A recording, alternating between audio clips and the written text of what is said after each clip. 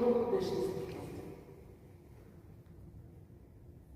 Je suis venue aujourd'hui pour adorer Dieu, mais le Saint-Esprit donne une autre trajectoire à ce temps. On va l'être obéissant parce que je pense que des vies vont être puissamment restaurées aujourd'hui. Amen. Et je bénis l'Éternel, j'en ai les larmes aux yeux, parce que Joseph a souffert pendant des années, mais en un jour, il a gouverné l'Égypte durant des décennies. Alléluia. Amen. Et Joseph ne s'attendait peut-être pas à tout ça lorsqu'il a vécu toutes ces tribulations, parce qu'il arrive un moment dans la vie où lorsque les combats sont tellement difficiles, ce ne sont plus des combats, ça devient de l'adversité, ça devient de l'acharnement. On se demande, mais Seigneur, qu'est-ce que j'ai fait pour mériter ça?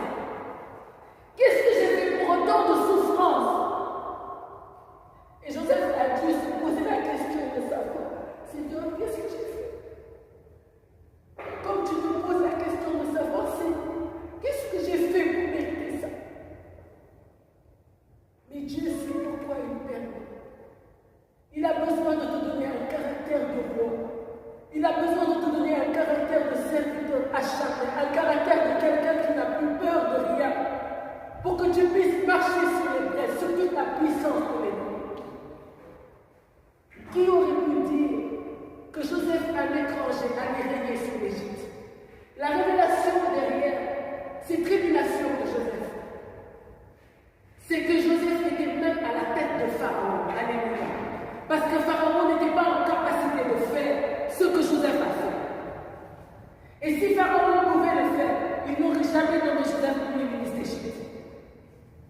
Donc il était roi d'Égypte à titre honorifique, mais Joseph était le véritable roi de l'Égypte. Et pendant 7 années, il a travaillé avec acharnement pour remplir les greniers de l'Égypte.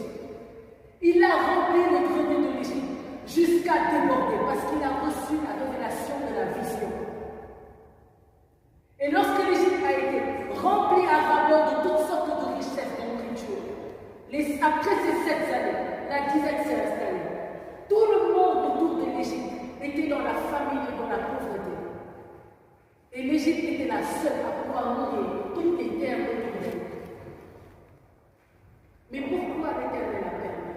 Parce qu'il avait besoin de faire revenir les ennemis de Joseph pour le glorifier encore plus devant ceux qui voulaient sa mort. Je ne sais pas qui s'acharne contre toi. Je ne sais pas qui souhaite ta mort. Je ne sais pas qui t'a trahi. Je ne sais pas qui t'a vendu en esclave. Je ne sais pas qui t'a enfermé dans cette prison. Tout ce que je sais,